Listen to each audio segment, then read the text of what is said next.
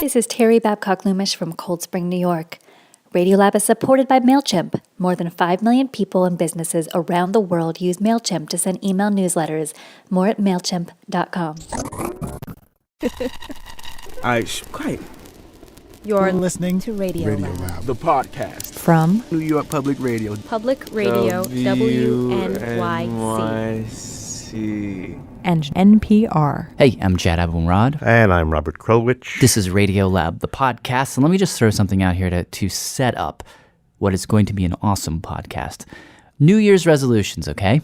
Yes. Now, I know that's a few months out of date, but that's exactly my point. By now, most of us are the same old schmucks that we were last year. We've completely forgotten about all the promises we made to ourselves. We've slipped back into old patterns. How are you doing, out of curiosity? I didn't make any, so I don't have any problem with them at all. But had I made them, because in previous years I did, I would have long since failed.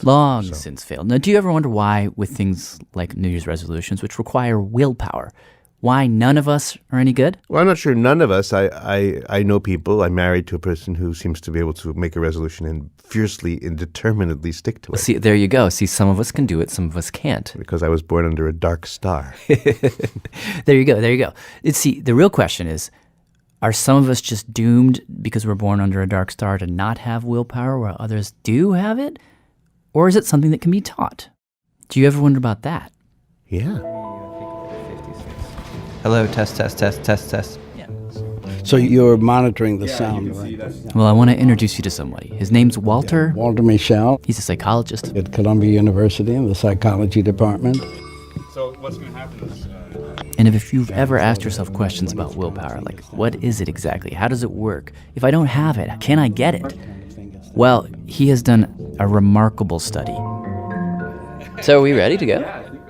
And the marshmallow study. The marshmallow study. At the start of the study, how did you come up with the idea? Well, I had 3 little girls who at that time We're talking now late 60s. were going from being these sweet sometimes and yappy often, little creatures. How old were they at that point?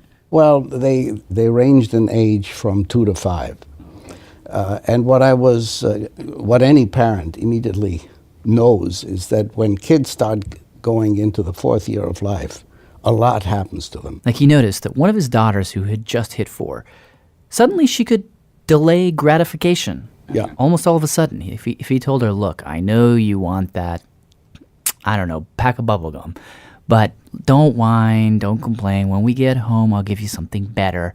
Suddenly, she could wait. This was in the late 1960s, and there was almost no work on, quote, willpower or self-control or self-regulation. It just wasn't a topic. So he thought he would jump in. Here's what he did. To test this hypothesis that something happens to kids around the age of 4, he went to a nursery school. A big nursery school at Stanford University. Gathered up a bunch of kids of different ages, and one by one, he put them in a room. A small room off the playroom. He'd bring the kids in, sit them in a chair, and then he would give them a choice, which had to do with marshmallows. Yummy. What kid doesn't love marshmallows? And he would say to them, here's your choice. You can either have one marshmallow now, or if you wait, you can have 2. 2 marshmallows later. Now, that creates a lot of dilemmas. Yeah, it does. Especially because, the researchers would leave the room to give the kids a chance to think, and right there on the table, in front of the child, were the marshmallows, calling them. There are no distractions in the room. There are no pictures. There are no toys. The There's child no is left to anything. stare Okay, so it's at the basically it's an marshmallows. isolation chamber. Pure agony. I can show you a video of what they're doing, and you can see it. Can we watch? Sure. Well, let's turn it on. And, He walked over I to a think it'll TV speak and pulled for up it. a video Now, of the these marshmallow let me experiment. explain. And I must tell you, it is some of the greatest video ever shot, particularly because the round he showed us, the researchers had replaced the marshmallows with something even more enticing. Oreo cookies. Oreos. So what you're seeing over here is a tortured-looking, adorable little girl wearing a blue sweatshirt, About 5 years old, pigtails. kind of sniffing at it. She puts her face right up to the cookie. She's weighing, do I want this It's badly enough? exactly what she's doing. She picks up the cookie, puts it down. Weighing and reevaluating her choice. She knows she can have this one now, but if she waits, she can have more. But I've had it. she gives in after just a few minutes. Okay, now we have a sort of a doughy-faced boy in a yellow t-shirt who's kicking because he's so antsy. This kid's strategy is not to confront the cookie directly, but to kick the table that holds the cookie. Kick it, kick it, kick And it. it's a very male response. I mean, But remarkably, he holds out. Way longer than the first girl. And of course, there were the cheaters. here we see a guy looking at the two cookies. He's picked one taken one, which is against the rules. He's licking the inside. He's licking out the cream, replacing the licked cookie and putting it back on the tray. Anyhow, we watch kid after kid after kid being tortured by the gravitational pull of Oreo cookies. Some, to avoid the pull, went under the table. Some turned their backs and started singing a song. All in all, Mitchell and his team tested 500 kids in that initial study, and they found that yes, 4-year-olds are dramatically better than younger kids at resisting temptation. So something does happen at around 4 years old. But within that, and here's where the plot thickens, there was a huge range. Some kids gave up after a minute.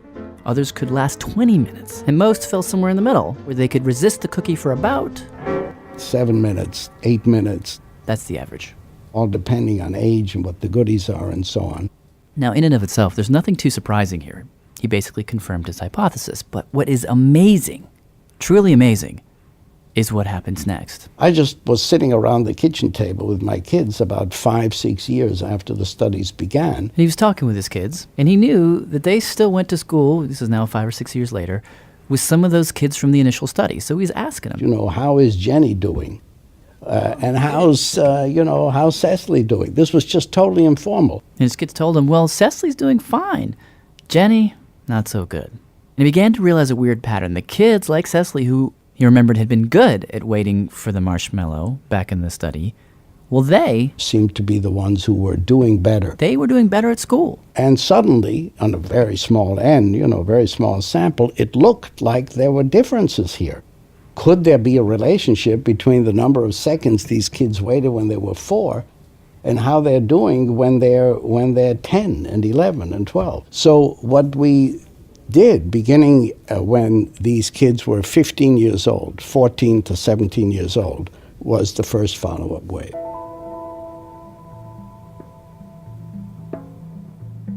So he tracked down as many of those original kids as he could find.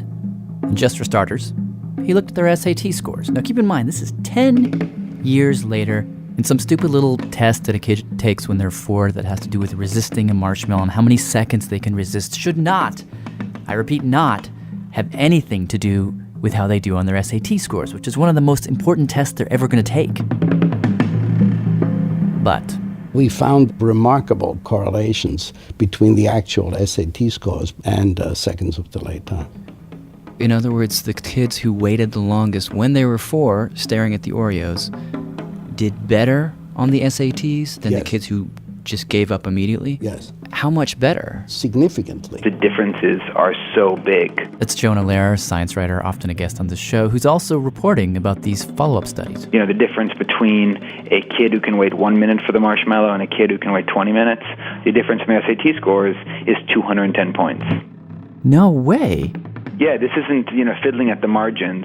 This is a profound difference. Well above what one would expect by chance. And as they dug into the data, it turned out it went way beyond SATs. The kids who waited back when they were 4, now in their late teens, Parents reported they were better behaved. and on the flip side, the kids who hadn't been able to wait back in that initial study, they were more likely now to be suspended from school, to be classified as problem kids, to be, the kind of kids who were most likely to wind up as the bullies.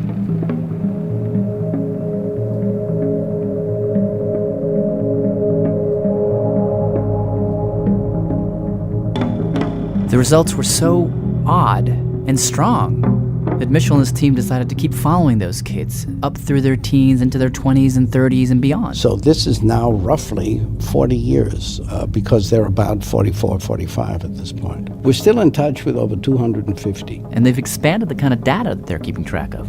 Everything from how well they're able to stick to goals at work, how far they go in school. Even their health. For example, body mass index. A huge amount of data. They really want to amass an FBI file, so to speak. And the more data they collect, the worse it gets. The kids who could wait back when they were 4, now in their 40s have better jobs. They've gone farther in their education. They're even skinnier than the kids who couldn't wait. Now think about this. how much willpower you exhibit as a 4-year-old in something so insignificant as trying to resist the pull of a marshmallow could predict this frightening amount about your life? There's no question that there was something predictive about it and that it wasn't a fluke. Here's what I'm wondering. Yeah. If I have a 4-year-old and I informally give them this test and they fail, Yeah. should I be worried? Do you know what I mean? Yeah. Yeah, I mean, you know me, I've got such a bias against these kind of rigid predictive variables when it comes to the brain. Yeah. But I think these experiments have to give you pause. Because one interpretation of Mitchell's work, and it's one we unfortunately cannot rule out, is that maybe self-control is hardwired. You either have it by the age of 4 or you don't. And if you don't have it, statistically, you're screwed.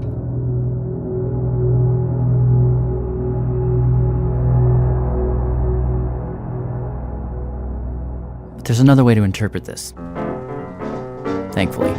If willpower gets its start when you're 4, which is a big if, but let's just assume for the moment it does, then you gotta ask, what exactly happens at age 4 that separates the willful from the rest of us? So what you're seeing over here is a tortured-looking, adorable little girl. Walter Mischel would say, go back to those videos and really look at them. If you do, much of what you'll see has very little to do with nature.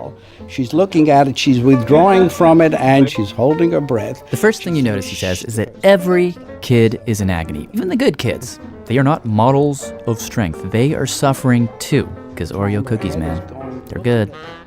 Second, the very simple difference between the good kids and the bad kids seems to be that the good kids just found ways to distract themselves. They had strategies. She's holding her breath. Like this girl. She's saying shh to herself and stopping herself. Shushing. That seemed to work. Or Kicking it. kicking the table. That's actually a good strategy, he says. Or making up a tune. You know, kids composing new songs. Or just turning around in the chair. Okay, we're back to girl number 1 now. She has her back completely turned to the cookies. Some kids actually pretended the marshmallow was a cloud. I mean, the kinds of things one sees are extraordinary. Or the cookie was a UFO. They turned this hot stimulus into, as Mischel puts it, a cold stimulus. And that might be all that separated the kids who could wait from the kids who caved. The best kids simply had a better bag of tricks. And if that's all we're talking about, tricks, well, you can teach a trick. You know, I think one of my favorite twists on his experiment that he did was he found that you could take kids who had trouble delaying gratification, so kids who had really had a tough time waiting for the marshmallow, and you simply say to them, put a picture frame around the marshmallow. Pretend it's a picture and not a delicious piece of candy. All of a sudden, you gave kids this little trick, and you could turn low delayers into much higher delayers. Oh, so he could help these kids. Absolutely. You can teach, just for that simple suggestion, why don't you just pretend it's the picture frame? He's got these bar graphs, and it's dramatic. All of a sudden, the low delayers are performing just like the high delayers. Really? And is there any evidence that if you teach these kids these low delayers and you give them these tools, that you can send their life in the right direction in some way? There's no evidence of that yet. You know, he hasn't shown that simply teaching kids how to draw a picture frame around a marshmallow leads to a ballooning SAT scores. And that's where I think even Mischel admits that it remains unclear how valuable these tricks are. Because you can teach, obviously, a kid a trick to deal with the marshmallow in a lab setting, but that doesn't mean they'll necessarily be able to go home and you know, you can't go around drawing picture frames all day long. But that's kind of the crux of it, no? I mean, you kind of have to know that these tricks are useful. Yeah. Otherwise, you're just picking your interpretation. You could say, oh, it's learned tricks, or it's hardwired. Yeah, so I think the answer to that remains completely unknown. They're just beginning to fly all these subjects out, you know, it's a couple days worth of brain scans. I mean, this is a big, big project. No one quite knows what they'll find. I mean, I think it's highly likely to be like most things in life are turning out to be, which is, yes, the wiring makes a difference, and yes, the experience makes a difference, and the wiring and the experience are interacting and changing each other. So, Jad, I, who have never been able to withhold my fierce desire to eat all the chicken when 7 pieces of chicken are served to 3 people, I will eat 4 pieces of chicken.